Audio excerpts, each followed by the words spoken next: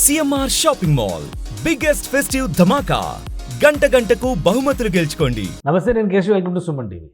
తిరుమల లడ్డు కల్తీ వ్యవహారం దేశవ్యాప్తంగా చర్చనీయాంశమైంది. అదే సమయంలో తెలుగు సినిమా పరిశ్రమలో కీలకమైనటువంటి నటుడు ప్రకాష్ రాజ్ చేసిన వ్యాఖ్యలు పవన్ వర్సెస్ ప్రకాష్ రాజ్ చాలా వరకు అందరినీ ఆకట్టుకున్నటువంటి అంశం. అయితే ప్రకాష్ రాజ్ ఒక డెడ్ లైన్ పెట్టారు, 30వ తేదీ తర్వాత దీనిపైన అంతా క్లారిటీ ఇస్తానన్నారు. అయితే 3వ తేదీ వచ్చినా కానీ ప్రకాష్ రాజ్ ఇంతవరకు పెదవి విప్పలేదు, ట్వీట్లు మాత్రమే చేస్తున్నటువంటి పరిస్థితి. అసలు ఏం జరుగుతుంది, ప్రకాష్ రాజ్ ఎక్కడున్నాడు? ఈ అంశాలను విశ్లేషించేటువంటి ప్రయత్నం చేద్దాం. మనతో పాటు పొలిటికల్ అనలిస్ట్ చంద్ర శ్రీనివాస్ గారు. నమస్కారం. నమస్కారం అండి. ఈ లడ్డూ ఉదంతానికి సంబంధించి సుప్రీంకోర్టులోకి డిస్కషన్ వెళ్ళిన తర్వాత జరిగినటువంటి చర్చ చాలా డిఫరెంట్గా ఉంది. అంతకు ముందర జరిగినటువంటి చర్చ ఇంకా డిఫరెంట్గా ఉంది. ప్రకాష్ రాజ్ గారి విషయంలో మాత్రం ఆసక్తి ఇప్పటికే ఉంది ప్రజల్లో. ఏంటి, ఆయన ఏం మాట్లాడతారు, వస్తే పవన్ కళ్యాణ్కి స్ట్రైట్గా కొన్ని ప్రశ్నలు వేసే అవకాశం ఉంది అనేటువంటి చర్చ నడుస్తుంది. ఏమైంది, పవన్ కళ్యాణ్ గారిని ప్రశ్నించడం కోసం ఇంకా ప్రకాష్ రాజ్ గారు రాలేదు అనేది ఇప్పుడు ఉన్నటువంటి ప్రశ్న. ఏమంటారు? కరెక్టే కదా సార్. 30వ తారీఖు వస్తున్నాడు, 3వ తారీఖు అయింది. అక్కడ ట్వీట్ల మీద ట్వీట్లు చేస్తున్నాడు. చేసేటప్పుడు ఇప్పుడు ఎవరి మీద చేస్తున్నాడు అనేది చూస్తారు. ఒక మెట్టు దిగజారి ఆయనకున్న అంటే మెంటల్లీ అంటే మానసికంగా వైకల్యంతో బాధపడుతున్నాడని అనిపిస్తుంది ఆయన మాట్లాడే తీరు పట్ల. పంగనామాలు మానేసి దాని మీద దృష్టి పెట్టమంటాడు. మొన్నేమో కార్తీక్ విషయంలో క్షమాపణ కోరాడు. దానికి జ్యోతిక, సూర్య ఆ సినిమా నిర్మాతలు కాబట్టి ఆ సినిమా హిట్ కావాలి అని చెప్పేసి పవన్ ఆశించారు. వాళ్ళంతా హ్యాపీగా ఉన్నారు. నువ్వెందుకు క్షమాపణ కోరుతూ ఉంటాడు. ప్రతి దాంట్లో ఏలు పెడతాం. ప్రకాష్ రాజ్కి ఎందుకో అది ఆయన మానసిక పరిస్థితి మీద ఒక డౌట్ అందరికీ వ్యక్తం అవుతుంది. చాలామంది హిందూ సంఘాలు, స్వామీజీలు, గురూజీలు నువ్వు రా, నీకు సమాధానం చెప్తావు అంటున్నారు. మరి ఇప్పుడు భయపడి రావట్లేదా? మరి వచ్చి 30వ తారీఖు అన్నీ సమాధానం చెప్తారన్న ఈ వ్యక్తి 3వ తారీఖుని ఎందుకు రాలేదు అనేది అందరికీ డౌటే. మీరేమంటారు? కానీ ఒక డౌట్ ఏంటంటే, ఇక కోర్టులో ఉంది కదా, ఇష్యూ అంతా కోర్టులో ఉంది. కోర్టు ఏం చెప్తుందో ఈరోజు తెలిపోయింది. సో ఆ విషయంలో అయిపోయింది, ఏదో అయిపోయింది, ఇక మిగతా పనుల మీద దృష్టి పెట్టండి అన్నారు. కాబట్టి అక్కడితో ఆ అంశాన్ని ప్రకాష్ రాజ్ వదిలేశారు అని చెప్పని అనుకోవాలి. ఎందుకు వదిలేశాడు సార్? మరి నిన్న కూడా స్పందించాడు కదా ఒక విషయంలో, సినిమా ఇండస్ట్రీ విషయంలో స్పందించాడు కదా. అంతా స్పందించే హృదయం ఉన్న మీకు దేవుడి గురించి, పంగనామాల గురించి అంటే దేని మీద దృష్టి పెట్టాలనేది ప్రభుత్వ పెద్దలకి, ముఖ్యమంత్రికి, ఉప ముఖ్యమంత్రి తెలియదా? మనలో మనమాట. ప్రభుత్వ యంత్రాంగం పనిచేస్తున్న, ఉడతరికి జీతాలు ఇస్తున్నారు, వాళ్ళ పనులు వాళ్ళు చేసుకుంటున్నారు. మీరెవరు సజెషన్ ఇవ్వడానికి? అంటే ప్రజాస్వామ్యంలో ఎవరైనా మాట్లాడే హక్కు ఉందని, కానీ ఇతరుల మనోభావాలు దెబ్బతీసే విధంగా మాట్లాడకూడదు కదా కేశవ్ గారు. ఇప్పుడు ఆయన సినిమా తెలుగు ఇండస్ట్రీ హక్కును చేర్చుకుంది, ఒక మంచి నటుడుగా ఆయన ఆహ్వానిస్తున్నారు. ఇదే ప్రేక్షకులు చూడపోతే ఏమైంది కేశవ్ గారు? ఒక మాట చెప్పంటారా? ఇప్పుడు చాలామంది మేధావులు అందరూ సినిమా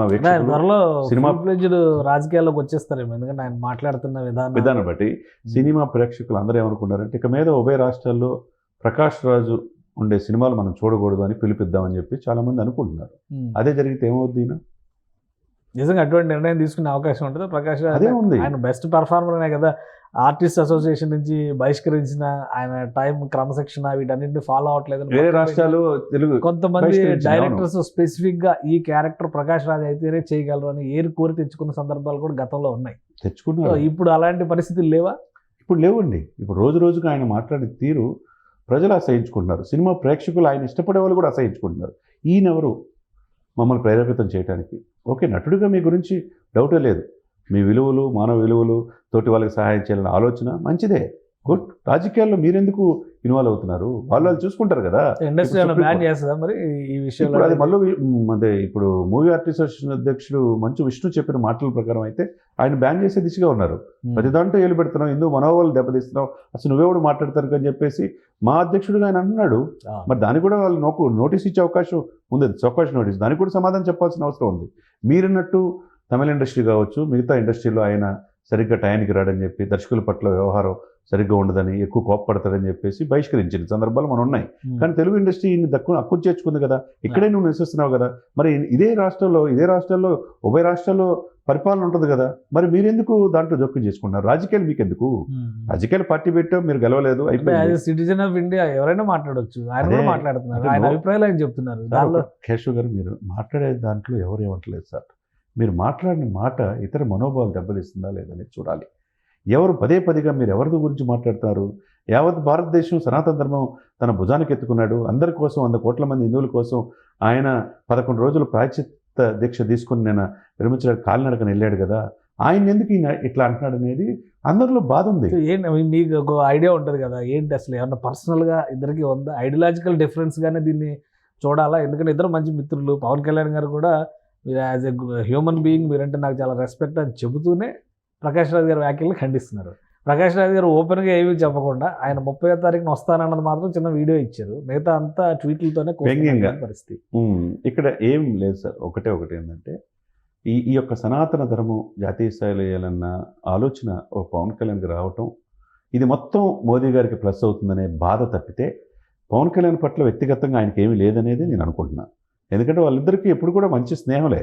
కానీ ఆయన ఆ హోదాని మరిచి డిప్యూటీ సీఎంగా ఉన్నాడు, పరిపాలన చేస్తున్నాడు, మంత్రిగా ఉన్నాడు, 5 శాఖలు నిర్వహిస్తున్నాడు, ప్రపంచం మొత్తం ఆయన మీడియా మొత్తం ప్రశంసిస్తుంటే ఆయన్ని మీరు విమర్శించడం అనేది మిగతా వాళ్ళు జీర్ణించుకోలేకపోతున్నారు.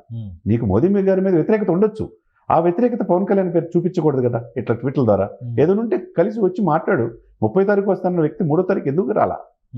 అంతే కదండి, మీరు రా మాట్లాడుతూ అంటున్నారు, సమాధానం చెప్పు. పవన్ కళ్యాణ్ చెప్పాల్సిన అవసరం లేదు, మేము చెప్తా ఉండే హిందూ సంఘాలన్నీ కూడా, మరి వాళ్ళకి చెప్పాలి కదా.